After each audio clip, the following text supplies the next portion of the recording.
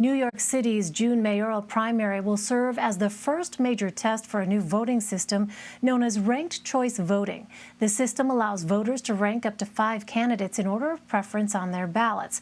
A candidate needs more than 50% of the vote to win. While ranked choice voting has already been used in some smaller special election races for city council in New York, this will be the first time it is being implemented in a citywide election.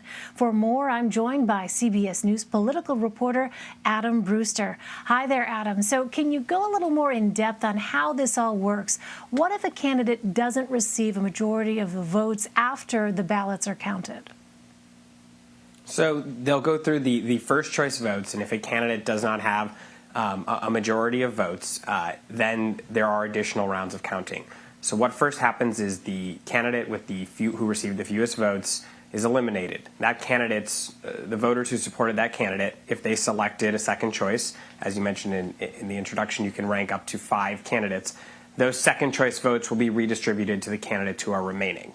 If there's still no candidate who has reached the 50% plus 1 mark, the candidate with the next fewest votes will be eliminated, and then second or third choice votes will be redistributed to those who are remaining. And that process continues until one candidate finally crosses that 50% plus 1 threshold. This is a system facing a first citywide election in New York. You mentioned a few special elections this year. It's been used, in more than 400 elections across many different cities, including cities like San Francisco and Minneapolis.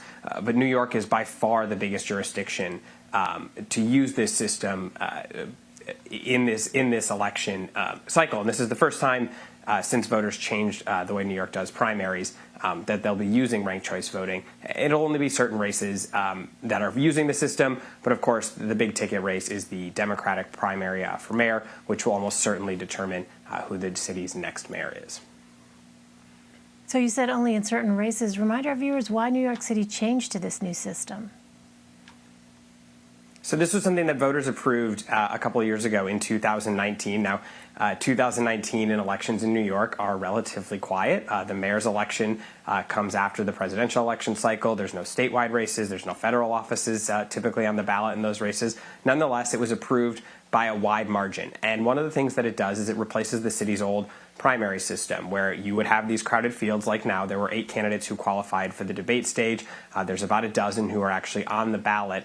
And under the old system, if no candidate hit 40% of the vote, there would be a runoff between the top 2 candidates. So that was an expensive solution to then require voters to come back out again. You'd have to fire up all of the election sites, bring back all the poll workers, and run an election that sometimes didn't necessarily have high turnout. So that was one of the things that it was pitched as, is, hey, we can get rid of these low turnout runoff elections and instead do that sort of runoff, this instant runoff. That's another way that advocates refer to ranked choice voting in this process, where we will just eliminate people as we go up until one candidate has built enough support between first, second, third, fourth choices that candidate has received a majority of support of primary voters.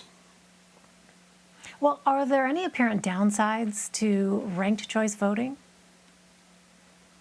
So, advocates say this helps boost turnout, it boosts engagement, it requires people to learn about the candidates to talk about issues and, not necessarily focus on just attacking one another exclusively. There's some research out there that questions whether it has a major impact on turnout. Certainly, it's a slightly more confusing method of voting. It's not something that people are inherently used to. Typically, if you were voting for multiple candidates on a ballot, it might be for school board or a judge, where you go down a row and you tick off the 3 candidates who you would like to vote for, but now you have to fill out the ballot in a certain way to make sure that the votes get counted properly in the way that you were intending for them to vote. And that of course requires a large education effort, something that the city is undergoing. So advocates certainly trumpet many of the things, and in New York, as I mentioned in the previous question, getting rid of those runoff elections where you were seeing candidates win with 41% or nobody hitting that 40% mark and having to run another election. Getting rid of those is certainly one of the benefits of this. So bottom line here, Adam, what's the time frame? How long could it take before we know a winner in this race? So the time frame is still being figured out, but the bottom line is it's going to be a while.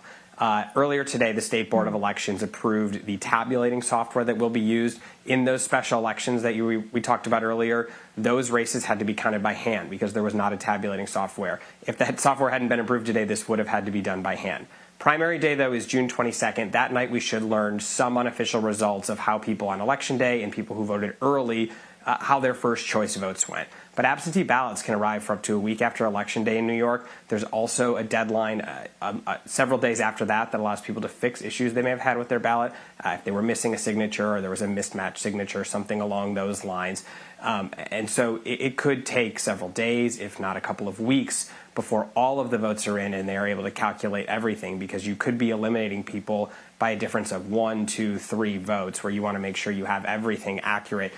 The city said today that next week they'll probably have a slightly more detailed timeline of how that will all play out.